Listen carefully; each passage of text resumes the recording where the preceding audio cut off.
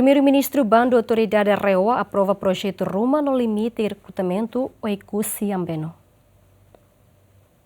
Primeiro-Ministro Kairala Sanana Guzmão liu-se despacho número Mamu Kidahat para PM para sexta para ringroron resen 5 nebe publica e quinta ne determina restrição administrativa no financeira Lubung Ida nebe se aplica para região administrativa especial Oikusi Ambeno Rewa ho efeito ne hahusi loron tuirmai ha foi ninia publicação. Decisão ne halo parte e processo transição husi estrutura atual Rewanian ba modelo funcional fong nebe besikliu ba regime municipal nebe adota e a divisão administrativa selo que país ne hanesan estabelece ona e a resolução governo número ron resensia bara ron resen 5 lorong sang resen walu fulan junho tu respeito órgão sira husi Rewa no husi komite executiva zona econômica especial futurunian bando ho di contrata técnico ka assessor fong ho di husu mobilidade funcionário público sira lunemos ho di autoriza hahu procedimento sira aprovisionamento nian nebe la limitado ba necessidade nebe iha ligação makas ba gestão lorloronian despesa hotu nebe relaciona ho fornecimento bens ka execução obras públicas tem que aparecer prévio vinculativo husi primeiro-ministro e inclui procedimento nebe adjudicatia ona ka nebe lauhela nebe latuir disposição sira nebe horas ne vigora despacho nemos estabelece obrigação ho dihetan parecer prévio husi chefe governo ba qualquer adjudicação mas que a adjudicação ne decide antes banhira la respeita critério nebe definiona.